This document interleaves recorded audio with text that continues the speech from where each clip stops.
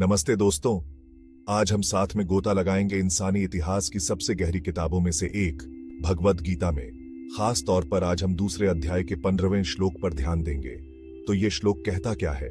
संस्कृत की खूबसूरत और प्राचीन भाषा में ये कुछ यूं है, या ही न व्यथयन्त्यते पुरुषम पुरुषर्षभ समसौरो सुखम धीरन स्वमृतत्वाय कल्पते। इसका मतलब है, हे अर्जुन, पुरुषों में श्रेष्ठ जो व्यक्ति सुख और दुख से विचलित नहीं होता और दोनों में स्थिर रहता है, वो निश्चित रूप से मोक्ष का अधिकारी बन जाता है। चलिए इसे खोलकर समझते हैं।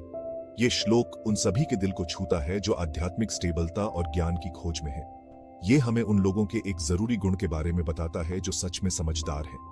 वो गुण है हर तरह के सुख और दुख में भी संतुलित, इक्विनिमिटी से रहने की क्षमता।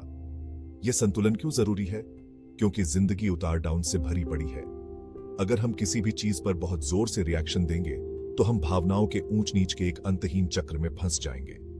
ये श्लोक हमें इन दोहरी बातों से ऊपर उठने की सलाह देता है, स्थिर रहने की। इस स्टेबलता का मतलब ये नहीं है कि हम भावनाओं को दबा दें, बल्कि इन अनुभवों की क्षणिक प्रकृति को समझें। सोचिए कि आप विशाल समुद्र की तरह हैं। सतह की लहरें आपको हिला सकती हैं, लेकिन गहराई में आप अडिग हैं। श्लोक संख्या 15 हमें इसी अवस्था की तरफ ले जा रहा है। ये उस गहरे अटूट शांति को पाने के बारे में है जो अंदर से मौजूद है, जो हमें इमॉर्टैलिटी यानी मोक्ष के योग्य बनाती है। असल जिंदगी में हम इस सीख को कैसे इस्तेमाल कर सकते हैं?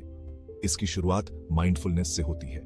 जिंदगी के उतार डाउन्स पर अपनी प्रतिक्रियाओं को ध्यान से देखकर हम इन भावनाओं की लहरों से अलग होना शुरू कर सकते हैं।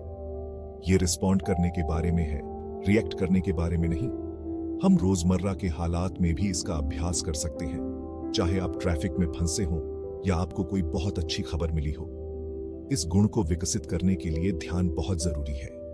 यह हमें अपने विचारों और भावनाओं को बिना उनके बहाव में बहे देखने का मौका देता है।